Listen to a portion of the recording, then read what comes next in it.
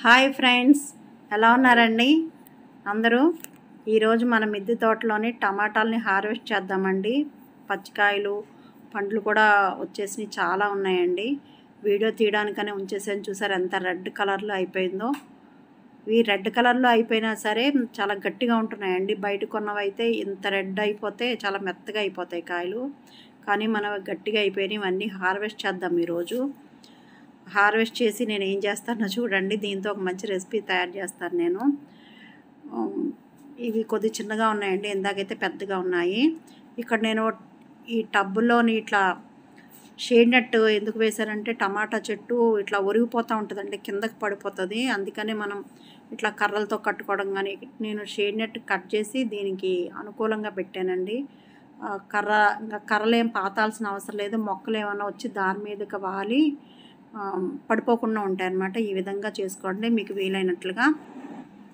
నేనే షూట్ చేసుకుంటూ వీడియో తీసుకుంటున్నానండి. పిల్లలు స్కూల్ కాలేజీకి వెళ్ళిపోతున్నారు కదా, చాలా ఇబ్బందిగా ఉంది నాకు. కాస్త డిస్టర్బెన్స్ ఉంటే అర్థం చేసుకోండి వీడియోలో. టమాటాలని ఇదైతే నేను మొక్క వేయలేదండి, గులాబీ మొక్క వేసిన దాంట్లో వచ్చేసింది టమాటా చెట్టు. ఇక సరే అని నేను ఇంకా వదిలేసాను అనమాట. కాస్త ఈల్డింగ్ వచ్చిన తర్వాత ఇక తీసేద్దామని. గులాబీ చెట్టు చూడండి, సరిగ్గా ఎదగట్లేదు టమాటా మొక్క వలన. ఈ విధంగా నేను టమాటాలన్నీ కోసుకున్నానండి. ఈ టమాటా మొక్క గోడ సపోర్ట్గా ఉంచానండి. నేను అన్నీ తోటలో ఉన్న టమాటాలని కోయిగా ఒక 1/2 కేజీ టమాటాల దాకా వచ్చినాయండి. పచ్చివి పండువి కలిపి, చిన్నవి పెద్దవి అన్నీ కలిపి ఒక 1/2 కేజీ దాకా వచ్చినాయి. ఇప్పుడు నేను దీంతో ఒక నిలవ పచ్చడిలాగా పెట్టబోతున్నానండి. ఈ ముందు టమాటాలన్నీ కూడా కాస్త కడిగేసుకోవాలి. ఉత్తి నీళ్ళలో కడిగేసుకోవచ్చు, ఎందుకంటే మనదంతా ఆర్గానిక్ కదా. ఉప్పు నీళ్ళలో, వెనిగర్లో అట్లా వేయాల్సిన అవసరం లేదు.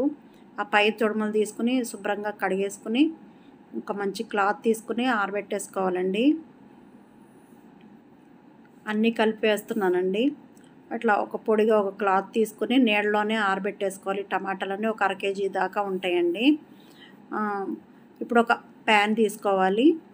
ఒక ప్యాన్ తీసుకొని ఒక చిన్న గుంటగరి ఇట్లా ఉంది కదా, దాంతో నేను ఒక 3 వరకు వేసుకున్నాను, ఆయిల్ వేసుకుంటున్నాను టమాటాలు మగ్గించడానికి కోసమని. ఇప్పుడు నేను మన టమాటాలని ఒక 1/2 కేజీ టమాటాలని బ్లాక్స్గా కట్ చేసుకున్నాను. కొన్నేమో 4 ముక్కలుగా, కొన్నేమో 2 ముక్కలుగా అట్లా కట్ చేసుకున్నాను. నూనెలో మగ్గించుకోవాలండి. ఈ 1/2 కేజీ టమాటాలకి నేను అప్రాక్సిమేట్లీ తీసుకున్నాను ఒక 50 నుంచి 100 గ్రాముల మధ్యలో చింతపండు తీసుకున్నానండి. శుభ్రం చేసుకొని వేసుకోవాలి.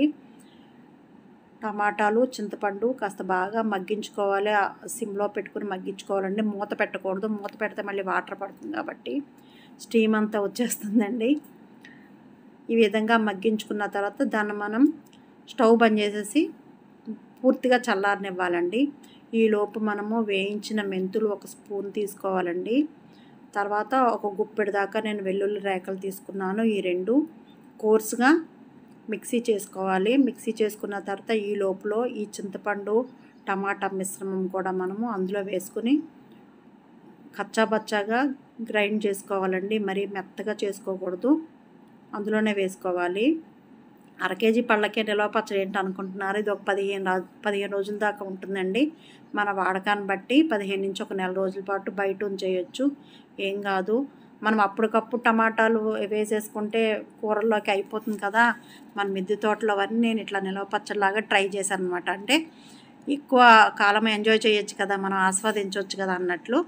ఈ విధంగా నేను ఈ టమాటాలు ఇవన్నీ వేసిన తర్వాత ఒక 3 స్పూన్లు కారం దాకా వేసుకున్నానండి. టేబుల్ స్పూన్ కంటే పెద్దదే ఉంటుంది అది. ఈ కారం, ఉప్పు అంతా మీ ఇష్టం అండి. నేను ఒక 3 స్పూన్లు తీసుకున్నాను. అదేవిధంగా ఉప్పు కూడా ఒక 3 స్పూన్లు తీసుకుంటాను. ఇవన్నీ కలిపి మిక్సీ చేసేసుకోవాలండి. బయట టమాటాలతో చేస్తే చట్నీ చాలా లూజ్గా వస్తుందండి. మన ఇంట్లో టమాటాలతో చేసాం కాబట్టి చట్నీ చాలా గట్టిగా వచ్చిందండి పచ్చడి. దీనికి ఇప్పుడు మంచిగా మనం తాలింపు వేసేసుకుంటే నిలవ పచ్చడి రెడీ అయిపోతుందండి. చాలా టేస్టీగా ఉంది. ఈ వీడియో కానీ నచ్చితే మీ ఫ్రెండ్స్కి, ఫ్యామిలీ మెంబర్స్ అందరికీ షేర్ చేయండి. Thank you.